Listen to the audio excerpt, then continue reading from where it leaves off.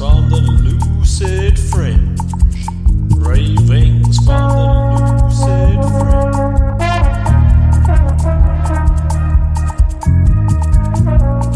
Musings from an unpasteurized life.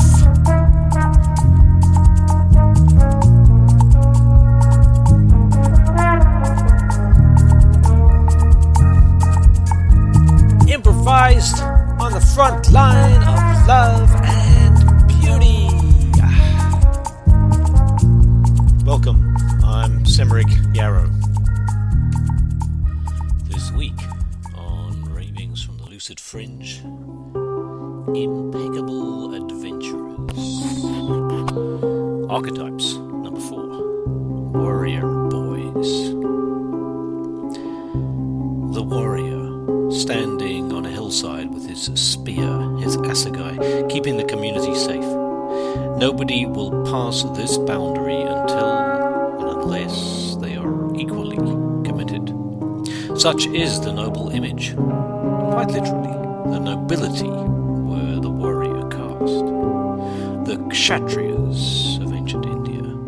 Men of action who might rise to become warlords. We all know the tropes. Vigilance, high alertness, the kind of ability to manage stress under pressure, lean and mean for the cause or the family. And the shadows. War itself being the ultimate one, a kind of deranged crumbling away from the peacekeeper. Strong, silent, stoical. In my own ancestors' case, through keeping that infamous stiff upper lip, even though they were more from the cart-horse peasant class in general. The warrior before he acts is the bow pulled back, taut, muscular, ready to flex and fight like a good male kangaroo. Vigilance means observation, awareness of the landscape and its attributes. The warrior arose out of the hunter, the tracker, sniffing the landscape, engaging reverently in the chase, relying on multiple observations and his own gut instinct, several sixth senses, in an environment he was part of. Much later came those overweight aristos, whose warrior self-image was celebrated in classical symphonies that began to import the hunting calls, setting their dogs on the fox like they would set dispensable generations of young men on each other, with the aid of ordnance survey maps that had already scanned the new territory on behalf of the weapons carriers. Still, those who genuinely knew the land often had the upper hand, as the sun-never-setting empire found out against a bunch of Afrikaner farmers.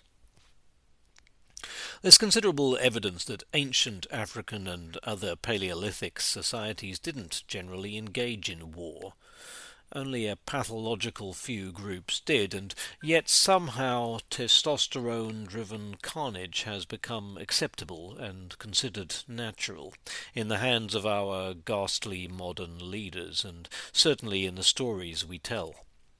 In Europe, the medieval French chansons de geste were classic macho hymns to intolerance, spread by minstrels who knew what their noble public wanted. The Song of Roland is all about the noble act of attacking Muslims, and no doubt its repetition helped set off those ghastly crusades from whose impact the modern world continues to reel. And, of course, all this emerges from a tradition that already had epic 10-year battles in the Iliad. To the east, the contemporary Mahabharata in India is also an epic about wars, particularly the great battlefield of Kurukshetra. Further north, Odin and Thor send war heroes to heaven. Yet all the logic of war is ultimately nonsense, so we have to look deeper into what war brings men in particular, in order to understand why it's been so attractive that we've warped our stories into sanctifying it. And I I think much of it has to do with challenge in action.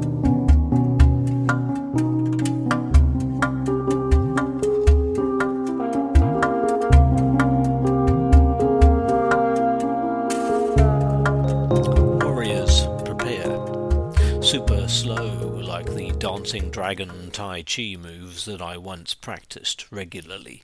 Kung Fu at a snail's pace. But alert. And then when the moment comes, it's a thrill ride, a loss of all the selfish thoughts in the adrenaline of the response and the passion of the feelings.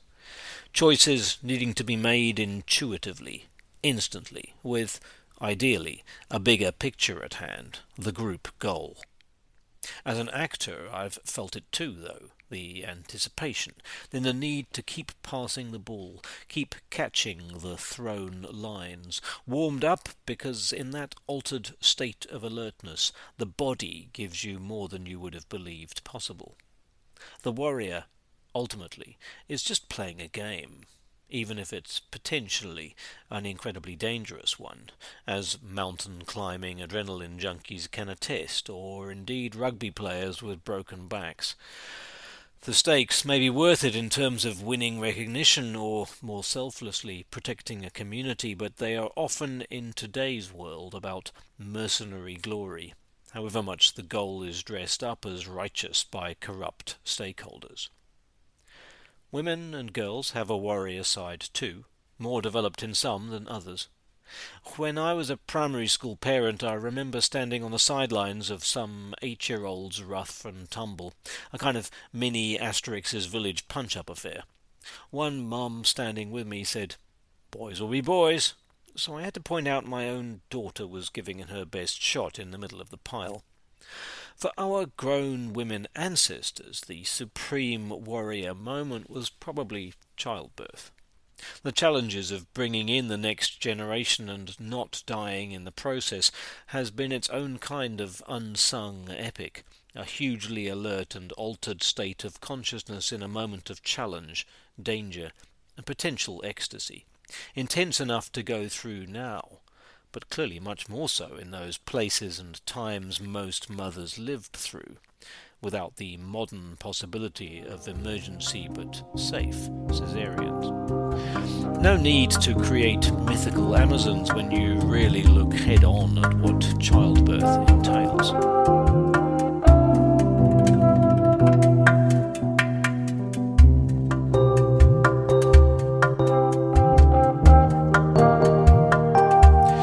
Still, I don't think seeking danger is just an evolutionary attempt by boys to find an equivalent challenge for themselves to that most noble of tasks. It usually comes very early on, if so. There's a drive to feel boundaries and take risks we all felt, these days channeled way too much into video screens, rather than the days at the dump of my youth. Though I enjoyed the occasional shoot-'em-up arcade game as much as the next 80s boy. Of course, it's all clouded by culture too, as women and men have colluded for a long time in ensuring boys particularly know they need to be competitive and to win. A warrior piece that's led to the mistrust and isolation most men feel with other men, except in mythical and violent bands of brothers.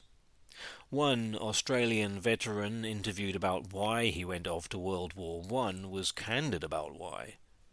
Girls would come up to guys that wouldn't go to war and gift them with white feathers to represent their cowardice. And so we have the situation we all still grow up in as men, far more likely to die violently than women, particularly if we're young, and even in an age, particularly in South Africa, when gender-based violence is rife and almost always at the hands of other men.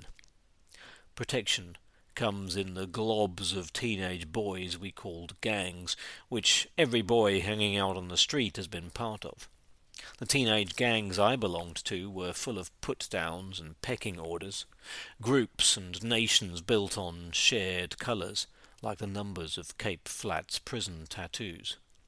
At times I've loved playing that game of belonging, like the hit-and-miss moments of supporting a middling soccer team, cheering on from the crowd, or nighttime graffiti tagging. For some reason, our tag was Lenin, capturing that teenage desire to break shit, inspired by a revolution. I remembered the joy of smashing glass. Violent Vikings chanted their poetry as a way into battle, as ferocious as any Maori haka. Creative passion is undoubtedly the peace that the warrior brings us that we shouldn't lose sight of. Without him, I know my own life can become worthy but insipid. With him, it can be raucous and inspiring, taut, sinewy, sexy, upright, electrified. My head-banging teenager from the mosh pit was also engaged in something primal, warrior-driven, a little dangerous. I went through a period of having a cream for neckache by my side for the morning after, never needing to reach as far as the madness of war, though totally up for angry marches through the streets. And I recall using my lungs and finding to my surprise that I had unleashed something that made someone afraid. A force in me I didn't know was there. Music, as ever, is a key way to stir us towards the emotions we need, and it mustn't be underestimated. Hitler's Wagner rallies were deliberately chosen to bring unity in fervour, like the socialist war cries of my youthful street marches. But if we're awake, we can change the tune, keep abreast of the trance they're calling us to. The warrior story points us towards passion and adventure, and we can play with it, respectfully and with a jujitsu bow to the opponent. When I'm on the dance floor these days, warrior moments can include wild, non-contact clashes, exhilarating for both sides. But beyond passion, that preparedness is also important. The warrior on the free dance floor also knows his steps. He's done his crab and his headstand. In the chess game, he's tested himself against better opponents. He's honed his skill against other men further along the path. Jazz musicians went into midnight duels to forge the new music, striving to poke their heads and their horns above the giants that came before them. Giant steps, as Coltrane said.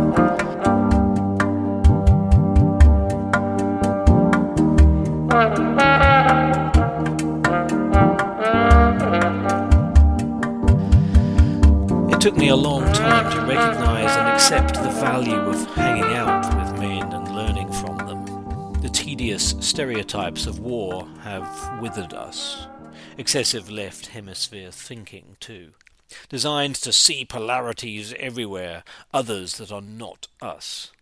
It is the way that part of the mind works, but its use is over-sanctified. The sword slices the world off into something that is not us. Fascinating, though, to realize that two great characters emerged out of the medieval warrior world. Parzival, warrior, fool, lover, finally jousts with the other that is another piece of himself. Michael, the angel conquering the dragon, is a call for us to find the true courage, the courage that looks inside and admits our weakness. By contrast, lying and cheating is the shadow soldier in action, unable to look at his follies, unable to truly respond responsibly. In one of Castaneda's last works, he declared, on behalf of something he was channeling in print, that our planet is unusual in the galaxy and possibly the cosmos for experimenting with having male power dominate for a while. And now we're wrestling to return things to balance while cosmic forces watch with interest. An intriguing notion, whatever its origin. Previously, the true warrior, Don Juan, spoke of to him was more of a peace-yor, doing the inner tracking to access power that would be valuable for a more impeccable life. Though that required travel, into unknown dimensions, taking risks, heart beating fast, alive. Obsidian, that Mesoamerican rock, represents for me this warrior impeccability, a willingness to insist on truth, a bravery to speak it, a bravery in that to stand above all for love. Tribal warriors stood as an outer circle, protecting the love within, but also ventured off to new lands and experiences. We have to protect our love within, and be brave enough to share it, to grow that circle of protection until it covers our enemies and loves them, all the time observing the life all around us, loving it too.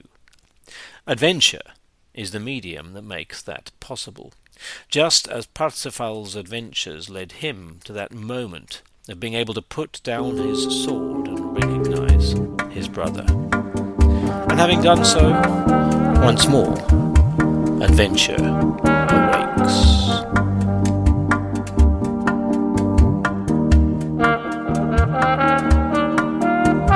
So, thank you for listening to this latest episode in the series, and you can find all of my articles and my recordings at lucidfringe.substack.com, except my music and poetry from the past, which is all available at simrickyarrow, all one word, .bandcamp.com, and the background recordings and sounds that you will have heard are all either from those recordings or they are my own.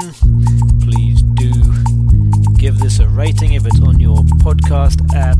Please spread the word if you enjoy what you hear, and if you want to give me some feedback or commentary, of course I'm very open to that. Any suggestions for future episodes? Okay, enjoy. See you next time. Ravings from the Lucid Fringe. Ravings from the Lucid Fringe.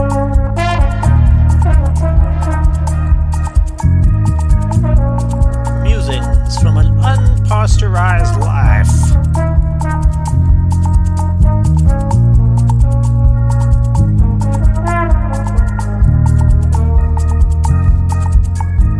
Improvised on the front line of love and